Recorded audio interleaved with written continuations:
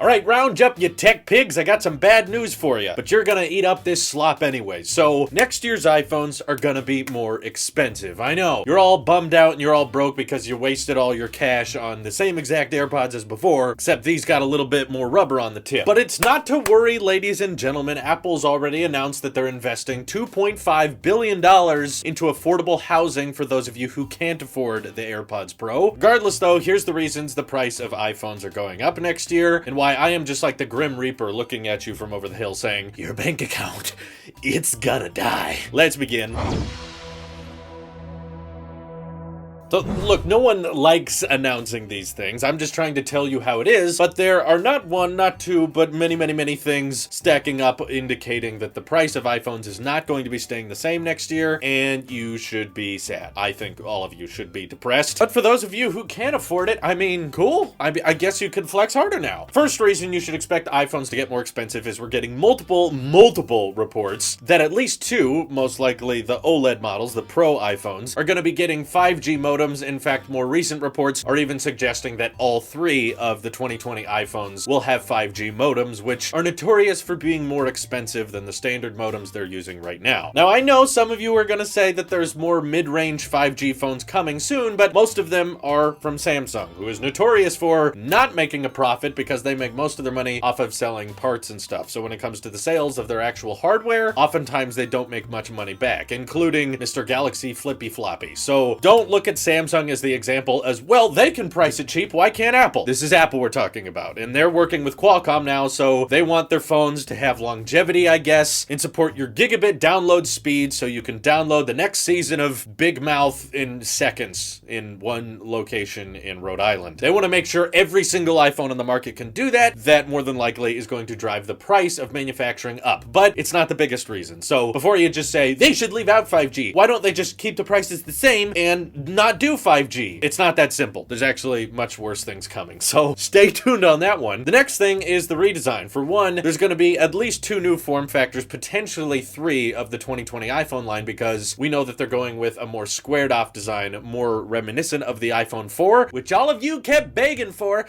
Oh, please, can't Apple just change the design? I'm bored. I want them to go do something else until I get bored of that and then go do something else. Just flip-flop back and forth because I'm tired. Well, turns out that when you want to do the squared off stainless steel design, it's a more expensive manufacturing process, as Quo's already detailed, which means that building just the physical design of the next gen iPhones is going to be more expensive than it was before, and we know that they're changing the screens. So 6.7 inch display on the Max model, on the regular Pro model 5.4 inches, which is of course a different design, a different footprint from this year's, which means very little of the 11 Pro and 11 Pro Max assembly line can be reused or recycled for the 12 Pro and 12 Pro Max assembly lines. Rearranging more assembly lines, changing the manufacturing process, all these things make the iPhone more expensive. There's supposed to still be a 6.1 inch model, but at this point we're getting conflicting reports on whether or not Apple is keeping the LCD panel for next year, or whether or not they're going to switch to an OLED panel for the regular iPhone 12 that will be succeeding the iPhone 11. For all the people who can't afford those OLED panels, you can look to the housing investment in the Bay Area. But if it does end up going with an OLED panel, I think you should also expect the regular iPhone 12 to get more expensive, and also the footprint to change, because with an OLED display they can have thinner bezels, which would make it probably a smaller footprint than the current iPhone 11. So people with smaller hands, y'all can enjoy next year's iPhones because the screens are going to, on average, probably be getting smaller. Now, everything I've talked about so far is ignoring the fact that they're updating all kinds of random stuff with the next gen iPhones. I'm sure they're going to be upping the camera performance, probably the battery performance, switching to the first 5 nanometer CPU in an iPhone, that a 14 chip is going to be really fast. And don't get me wrong, I think these 2020 iPhones are going to be solid. They're going to be rocking lots of cool features, but you're going to end up paying for them. The actual biggest reason, which I'm sure some of you are just going to say everything I've listed so far they should just throw out, don't change anything, leave it all the same and just keep the prices the same. Well, they have a phone for the people complaining about you. It's called the iPhone 11 Pro. It's already out. In fact, those prices are going to get cheaper next year. So So if you don't want 5G, you don't want the redesign, you don't want bigger screens or anything, like